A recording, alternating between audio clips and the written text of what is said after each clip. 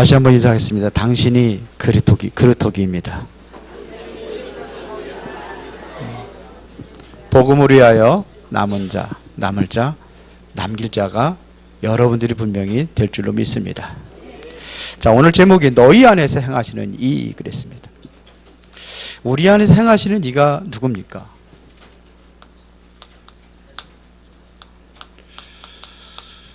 우리 안에서 하나님의 계획과 모든 것을 이루시는 이가 있습니다. 그분이 하나님이십니다.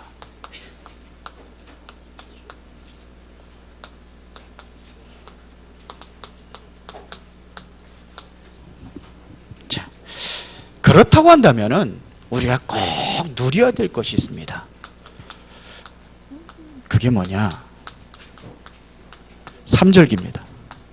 이스라엘 백성들이 지켰던 삼절기, 그게 바로 유월절입니다. 유월절은 뭘 얘기하는 거죠? 구원을 얘기하는 겁니다. 노예에서 해방된 역사를 이루는 겁니다. 그렇죠. 구원받은 백성은 하나님의 백성입니다. 그렇다고 한다면 하나님께서 우리를 인도하신다는 것을 기억하기 위해서 두 번째 절기를 우리에게 주셨는데, 그것이 바로 오순절입니다. 오순절, 하나님께서 반드시 불가능한 것을 가능케 하시면서 인도하고 계시다는 얘기입니다. 우리가 꼭 누려야 될 거예요. 이거를 여러분들이 항상 누리세요. 어디까지 하나님께 책임지시냐면 수장절입니다. 수장절은 바로 우리가 이제는 영원한 안식처에 들어가는 그날까지 반드시 이것은 보장된 겁니다. 이게 우리가 누려야 될 것이, 항상 누려야 될 것. 어렵고 힘들 때에 여러분들이 연약을 붙잡고 힘을 얻는 그런 축복된 삶을 사시기를 바랍니다. 요게 서론이에요. 24시 누릴 것. 자, 24시 누릴 것입니다. 그렇다고 한다면은, 자, 이 축복을 놓칠 때 재앙이 임하는 것을 볼 수가 있습니다. 바로 우리가 이 축복을 놓칠 때 뭐가 오느냐? 재앙이 왔습니다. 이스라엘 나라에 6번의 재앙이 왔는데 항상 이거를 못 놓쳤어요. 그래서 애굽의 노예가 됐습니다. 애굽의 노예됐을 때 하나님께서 다시 주신 언약이 뭐냐? 이 언약을 주신 겁니다. 유월절 피 바른 날 빠져나오고 그들을 광야 생활 40년 동안 먹고 살 수 있도록 만들어주고, 그리고 어디에요?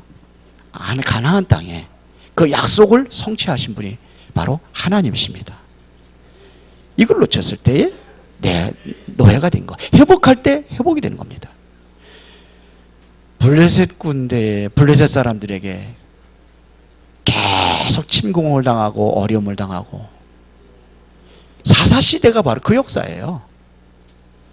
그들의 힘과 능력으로 불가능한 겁니다. 막기가 힘들어요. 그래서 계속 그 문제가 왔습니다. 이거를 놓쳐서 블레셋의, 그리고 아수르의 포로가 됐고 바벨론의 포로가 되어든 역사가 뭐냐? 이거를 놓쳐서. 그렇습니다. 교회가 해야 될 일이 뭐냐? 이거를 누리도록 만들어주는 게 교회입니다. 세상 사람들에게 이 답을 주는 게 바로 교회입니다. 로마의 속국이 됐습니다. 왜 그랬을까요? 이거 놓쳐서. 바리새인들과 유대인들이 이거 놓쳐가지고 하는 행위들 보세요. 복음이 아닌 틀린 걸로 가고 있잖아요. 다른 곳에 각인되어 있는 그 상태를 가고 있잖아요.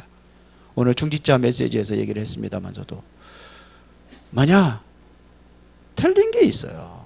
예틀을 그대로 가지고 있으니까는 그들이 무너지는 거예요. 예틀을 벗어버리는 그때부터 하나님 역사가 일어나게 될 줄 믿습니다. 왜 나는 안 됩니까? 예틀에 묶여 있어서 그래요. 유대인들이 가지고 있는 예틀, 그게 뭐냐? 매일 자기 중심, 돈 중심, 세상 중심, 그렇게 하니까 그런 거예요. 그러니까 재앙이 오는 겁니다. 23개 나라의 전 세계에 흩어져 버려서 유리하고 방황하는 민족이 되어버렸어요. AD 70년에. 그렇게 망했던 그 유대인들입니다. 자, 이거는 이스라엘의 재앙을, 성경에 나와 있는 이스라엘의 재앙을 이야기한다면은 한국은 어떻습니까? 한국은 이런 재앙이 없었습니까? 일제 강점기 36년 동안 일제에 완전히 우리가 나라를 잃어버리고 완전히 멸망 가운데 빠져있던 36년, 우리 대한민국 완전히 공산화가 돼가지고 공산당에 짓밟혔던 6.25 전쟁, 공산시대가 있었습니다. 왜 이런 문제가 옵니까? 하나님께서 지금 우리에게 원하시는 것은 뭐냐면 의인이 10명이 있어야 됩니다. 지금 대한민국에 가장 큰 위기를 맞았다고 해도 과언이 아닙니다.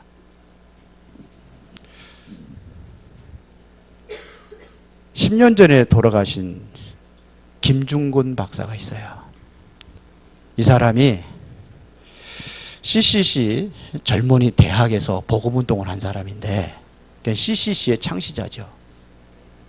그분이 왜 그걸 했느냐, 완전히 이 공산시대를 맞이했을 때에 북한에 있는데 젊은 청년들을 빨간 안장을 탁 차고 와가지고 무차별하게 죽이는 거예요.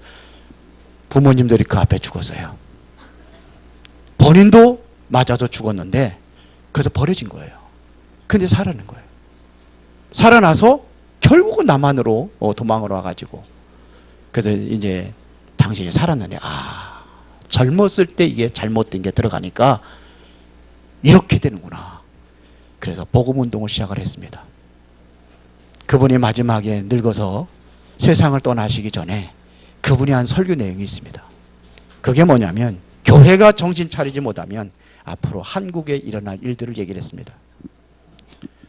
그게 무슨 얘기냐, 좌파가 뭉쳐서 국회를 점령하면은 그때 이순신 동상이 무너지고 김일성 동상이 세워질 것이다. 이제는 애국가가 이제 사라지고 김일성 찬가를 부리게 될 것이다. 그 사람이 예언한 겁니다. 만일 이 땅에 연방 정부가 세워진다면 그때는 끝이다. 기독교도 그때부터 끝이다. 그러면서 한 얘기가 있어요. 근데 중국에도 교회가 있는데요. 아니, 그거하고는 다르다. 교회가 완전히 무너져서 예배드리지 못할 것이다. 올바로 복음운동하는 교회들은 중국에서 다 지금 추방됐습니다. 우리 다락방 다 추방됐습니다. 그게 공산당입니다. 그러면서 이런 얘기를 했습니다. 베트남에 베트공에 완전히 점령당했을 때에 그때 어떤 학생이 시를 썼답니다. 그 시의 제목이 백기랍니다. 이 학생이 반정부 반미운동에 앞장섰던 사람인데, 그 사람이 백기라는 그 글에 이제는 보트 피플이 돼가지고 이제 방황하는 거예요. 보트 타고 다니면서. 그래서 백기에다가 여기다 뭐라 써야 될까요? 후회라고 써야 될까요? 통일이라고 써야 될까요? 아니면 자유라고 써야 될까요? 할 말이 없습니다. 그러면 교회는 없어지는 겁니다. 베트남에 교회 있는데 달라요. 우리나라는 다르다는 겁니다. 그분이 한 얘기입니다. 혹시나 아니기를 바랍니다. 그런데 그렇게 가고 있는 것이 아닌가 저는 심히 염려가 됩니다. 얼마 전에 총회에서 마지막 그 연세 많으신 목사님, 그분이 올라오셔서 이런 얘기를 했습니다. 지금 한국 기독교 총연합회 회장이 반정부 운동을 하면서 지금 금식하면서 단식 논쟁을 벌이고 있는데 우리가 가만히 있으면 되지 않겠느냐. 나도 그렇게 않기를 바라지만 지금 그렇게 지금 좌파가 움직여서 지금 그렇게 하고 있는 거 아니냐. 그러면서 한 얘기가 있습니다. 왜 4대강 보를 철거를 해야 되는 이유가 뭐냐. 왜 우리나라에 조국이라는 사람이 본인 스스로 사회주의라고 했는데 그 사람을 굳이 법무부 장관으로 세우려고 하는 이유가 뭐냐? 여러 가지를 쭉 얘기를 하시더라고요. 그래서 우리도 이 운동에 반대 운동에 서명운동 해야 되지 않겠냐. 그래서 총회에서 만장일치로 가결이 됐어요. 저는 그렇게 안 되기를 바랍니다. 우리나라가. 그래서 우리나라가 의인 10명이 있다고 한다면 반드시 이 나라는 하나님께 지켜줄 줄로 믿습니다. 하나님이 하셔야 돼요. 지금 일단은 뭐냐면 심각한 위기에 빠져 있습니다. 좌파인지 우파인지 좌파인지는 모르겠는데 하여튼 진보 보수 양쪽으로 갈려가지고 이념 사상에 빠져 있습니다. 우리나라는 이념 사상에 빠져가지고 남북으로 갈려져 있는 나라입니다. 남한에도 그렇게 된다고 한다면 이것은 큰 문제입니다. 안 되기를 기도해야 될 줄로 믿습니다. 자, 그러면 우리가 이 시대를 살리고 나라를 살려야 될 여러분들이 의인의 속에 들어가야 된다면 반드시 갖춰야 될 것이 있습니다. 그게 뭐냐면 첫 번째가 바로 영적 상태입니다.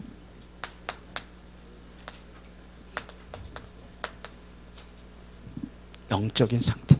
이게 가장 중요합니다. 완전히 위기에 빠져있던 이 재앙시대에 빠져있던 이들을 살렸던 사람들이 어떤 사람이느냐? 바로 올바른 영적 상태를 갖춘 사람들이 살렸습니다. 이들에게 중요한 응답이 왔습니다. 그게 누구냐? 요셉입니다. 애굽의 노예가 됐을 때에 이들을 살렸던 요셉, 모세. 어떤 영적 상태에 있느냐 이겁니다. 창세기 39장 2절에 보니까는 하나님께서 함께 하셨다고 그랬습니다. 여호와께서 함께 하심으로 그가 형통한 자가 되어 그랬습니다. 창세기 41장 38절에 보니까는 바로 왕이 뭐라고 고백했냐면 이와 같이 하나님의 영에 감동된 사람은 우리가 어찌 얻을 수 있으리요. 하나님의 영에 감동된 사람. 우리가 기도해야 될 것이 있다면 초대교회 성도들이 모여서 기도했던 하나님의 성령의 충만한 능력을 우리가 기도해야 될 줄로 믿습니다. 모세가 바로 이 힘을 가지고 애굽에 빠져 있는 노예 생활하고 있는 이스라엘 백성들을 완전히 살렸습니다. 그게 바로 그 비밀이 출애굽기 3장 1절부터 20절입니다. 영적 상태, 나의 영적 상태가 바로 올바로 하나님의 영적 상태로 우리가 갖춰지는 그날 여러분들은 위기에 빠져 있는 나라를 살리고 세계복음화의 주역으로 쓰임받게 될 줄로 믿습니다. 사무엘과 다윗이 어떻게 이 어려움의 위기에 빠져 있는 나라를 살릴 수 있었던 비밀이 뭐냐?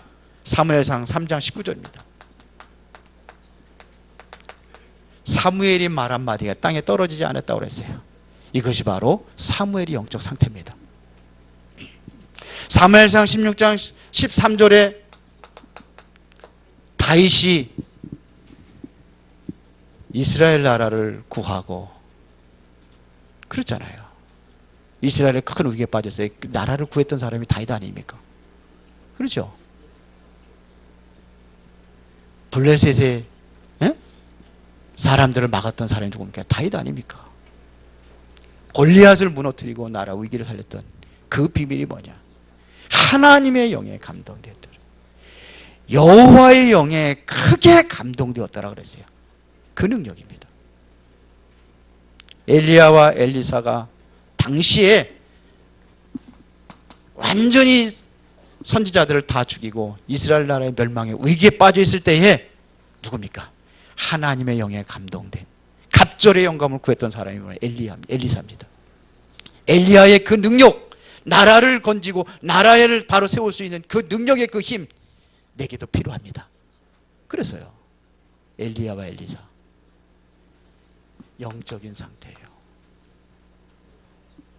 다니엘과 세 청년이 죽는 줄 알고도 어떻게 합니까? 느부갓네살 신상에 절하지 않고 다니엘은 하나님 앞에 기도하는 것을 쉬지 않고 기도했을 때에 사드락과 메삭과 아벳느고는 불 속에서 건짐을 받았고 다니엘은 사적으로 집어던졌는데도 불구하고 하나님께 천사를 보내서 사제의 입을 봉하여 살아나는 역사가 일어났습니다. 예수님께서 말씀하셨습니다. 살고자 하는 것은 살고자 하면 죽을 것이요 죽고자 하는 것은 살리라. 예수님 말씀하셨어요. 우리가 정말로 복음을 위하여서 여러분들의 모든 영적인 힘을 회복한다고 한다면 하나님께서는 반드시 여러분을 통해서 세계복음화의 큰 역사를 이루어 가게 될 줄로 믿습니다. 이게 주부에 다 나와 있습니다. 다니엘, 세 친구, 다니엘, 이사야서. 이사야는 죽었잖아요. 복음 운동하다가 죽은 겁니다. 순교당했습니다.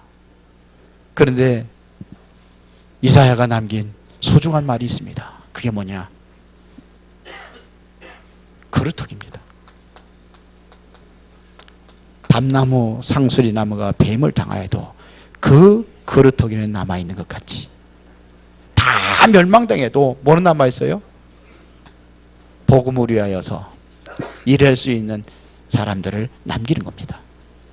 우리는 남은 자입니다. 우리는 남을 자입니다.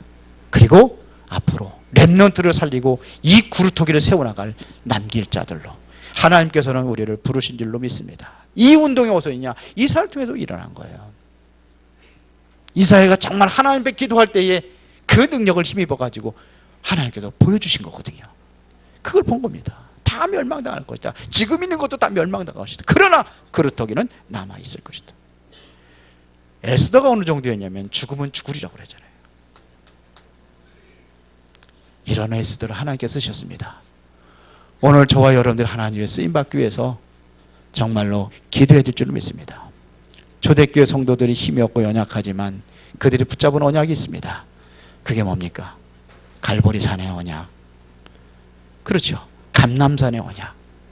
이 언약을 붙잡고 그들이 마가다락방에 모였는데 하나님 약속하신 그 능력이 임하니까 힘없고 부족하지만은 세계를 정복하는 세계복음화의 주역으로 쓰임받게 된 줄로 믿습니다. 두 번째 우리가 갖춰야 될 것이 뭐냐면 마음의 상태입니다. 마음의 상태.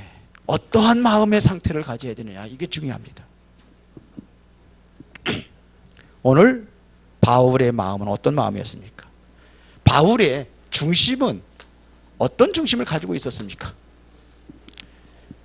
12절에 보니까 이렇게 말씀하고 있습니다. 그러므로 나의 사랑하는 자들아, 너희가 나 있을 때뿐 아니라 더욱 지금 나 없을 때에도 항상 복종하여 두렵고 떨림으로 너희 구원을 이루라. 두렵고 떨림으로 너희 구원을 이루라 그랬어요. 구원을 이루라는 얘기는 뭡니까? 앞으로 구원 못 받아가지고 구원 이루어가는 겁니까? 점점? 그러면 주 예수를 믿으라 그러면 너와 내 집에 구원 얻으리라 그랬는데, 믿음의 순간에 구원 얻는다고 그랬는데, 이 얘기는 무슨 얘기입니까? 영접하는 자 곧 그 이를 믿는 자들이 하나님의 자녀가 되는 권세를 주셨다고 그랬는데요. 요한복음 3장 16절에 세상을 이처럼 사랑하사 독생자를 주셨으니 이는 저를 믿는 자마다 멸망치 않고 영생을 얻게 하려 함이라 그랬잖아요. 근데 이게 무슨 소리입니까? 이것을 원어로 얘기하면 에페코 이렇게 얘기합니다.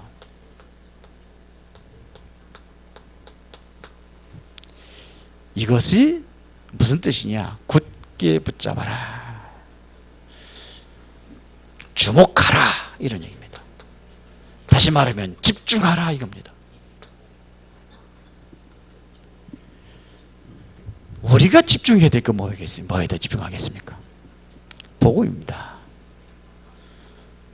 복음에 집중하는 자는 뭐에 집중하는 거냐? 전도에 집중하는 겁니다. 살리는 일에 집중하는 겁니다. 우리의 마음의 중심에 뭐가 있습니까? 오직 복음에 있어야 될 줄로 믿습니다. 여기에 집중하는 거예요. 이거를 굳게 붙잡아라, 이겁니다. 그리고 14절에 보니까 뭐라 하세요? 모든 일을 원망과 시비가 없이 하라 그랬습니다. 원망이 없어야 되고 시비가 없어야 돼요. 마태복음 5장에 보니까 5장 24절에 형제들에게 원망 들을 만한 일이 있으면은 뭐하고? 화목하고 와서 예배를 드려라, 예물을 드려라 그랬어요. 원망 들을 만한 일이 있으면, 시비거리가 있으면 이것부터 제하라 그랬습니다. 세상에는요 어리석은 사람들이 너무나 많아요. 정말로 작은 일 때문에 중요한 것을 잃어버린 사람이 너무나 많아요. 아담과 하와가 무엇을 놓쳤습니까? 별것 아닌 것 같아요. 별것 아닌 것 때문에 가장 소중한 것을 잃어버렸습니다. 여러분들은요, 정말로 붙잡아야 될 거 올바른 거 붙잡고 여러분들이 그렇게 사시기를 바랍니다. 작은 일 다 초월하세요. 넘어서세요. 다 수용하세요. 그러면 됩니다. 그럼 원망 들을 것도 없고 시비할 것도 없고 자꾸 이런 거 만들어가지고 자꾸 걸림돌 만들지 말고 거기에 내가 신경 다 뺏기지 말고 생각 다 뺏기지 말고 우리는 복음이면 됩니다. 결론 내리면 돼요. 그러면 되게 되어 있습니다. 그 다음에 17절에 보니까는 만일 너희 믿음의 재물과 섬김 후에 내가 나를 전제로 드릴지라도 나는 기뻐하고 너희 무리 함께 기뻐하리니 그랬어요. 전제로 드릴지라도 이게 전제가 뭔지 알아요? 하나님께 제사 드리는 겁니다. 드리는 겁니다. 드리려면 어떻게 드려야 돼요? 죽어야 돼요. 재물은 뭐가 돼요? 재물로 드려지는 걸 얘기하는 겁니다. 그럼 어떻게 돼요? 죽어야 돼요. 바울이 그랬습니다. 내가 죽을지라도 그랬습니다. 이걸 얘기하는 거예요. 죽어도 괜찮다 이겁니다. 이게 바울의 중심이에요. 복음 때문이라면은 복음을 위한 것이라면 내가 죽어도 괜찮다 이거예요. 생명 살리는 일이라면 나는 죽어도 괜찮다 이거예요. 이게 바울의 고백입니다. 갈라디아 2장 20절에 보니까 나는 이제 그리스도와 함께 십자가 못 박혔나니 나는 죽었다 그렇잖아요. 이제 내가 사는 것은 나를 위해 자기 사랑, 나를 위해 자기 몸을 버리신 하나님의 아들을 믿는 믿음 안에서 사는 것이라. 내가 살고 있는데 그건 어떤 삶이냐? 내 안에 그리스도가 살아가는 삶이다. 내가 아니라 내 안에 누가 살아야 돼요? 그리스도. 내가 아니라 내 안에 뭐가 나타나야 돼요? 복음이 나타나야 돼요. 내가 나타나는 것이라 누가 나타나야 돼요? 복음이 나타나야 돼요. 그런데 우리는 안 그럴 때가 많죠. 은근히 내 자랑하고 싶고 나를 좀 내세우고 싶고 나를 좀 보여주고 싶고 아무것도 아니요. 다 그게 그거. 하나님 보시기에는 다 그놈이 그놈이요. 여러분들 볼 때에 구더기가 잘난 구더기 못난 구더기 있어요? 다 그놈이 그놈이요. 내가 아니라 내 안에 그리스도가 나타나야 될 줄 믿습니다. 그렇죠. 이게요, 바울이 강단에서 설교한 내용이 아니에요. 어디서 한 얘기냐면은 이게 감옥에서 한 얘기입니다. 감옥에서 한 얘기는 실제로 죽을 수 있다는 얘기거든요. 그렇죠. 죽을 수도 있어요. 그래서 한 얘기입니다. 그래서 이 마음의 중심을 가지고 있는 사람들이 순교한 거예요. 제자들 다 순교하잖아요. 바울도 순교하잖아요. 거기가 다 순교했습니다. 그리고 여러분들의 삶입니다. 내가 변해야 될 것이 뭐냐? 영적인 상태가 변화가 되고 여러분들의 마음의 중심이 변해야 되고 그 다음에 삶의 변화가 일어나야 됩니다. 바울의 삶의 상태입니다. 여러분들의 삶의 가장 중심이 어떤 삶이 되느냐면요, 주안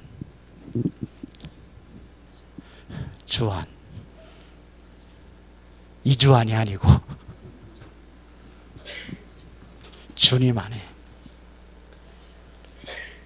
여러분의 삶은 내가 살아가는 게 아니에요. 주님과 함께 살아가는 것입니다. 그렇죠? 요셉이 그랬고 모세가 그랬고 다윗이 그랬고 7명의 렘넌트들 다 그랬어요. 다윗과 같은 뭐예요? 여호와가 나와 함께 하시니까 부족함이 없다 그랬거든요.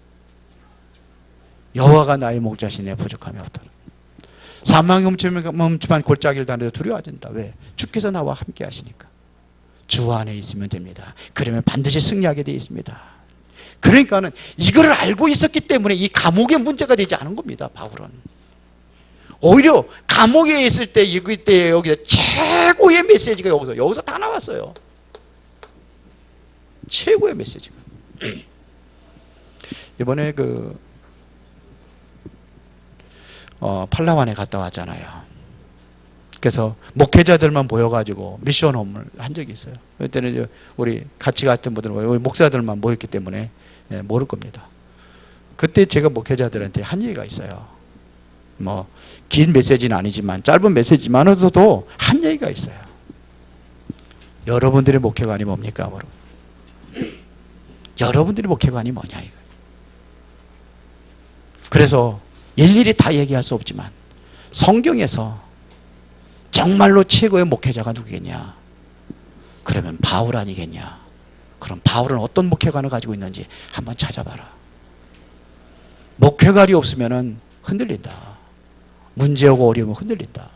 내가 가야 될 길을 분명히 하나님 앞에 기도하면서 그걸 가지고 가야 된다. 그 얘기를 했어요. 그때는 좀 감동들 받는 것 같더라고요. 선교사님도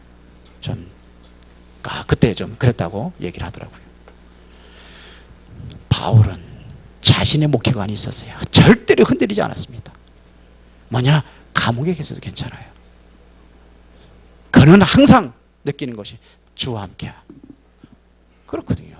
주님이 나와 함께 하시고 주님이 인도하고 있다는 사실을 믿었습니다. 간혹 바울에게는 수많은 핍박이 왔습니다. 우리에게도 간혹 이러한 핍박이 올 수 있습니다. 그러나 이 핍박에 흔들리지 않았습니다. 왜요? 핍박이 와도 반드시 승리할 수 있다는 사실을 믿었기 때문에 그렇습니다. 왜요? 주 안에 있기 때문에.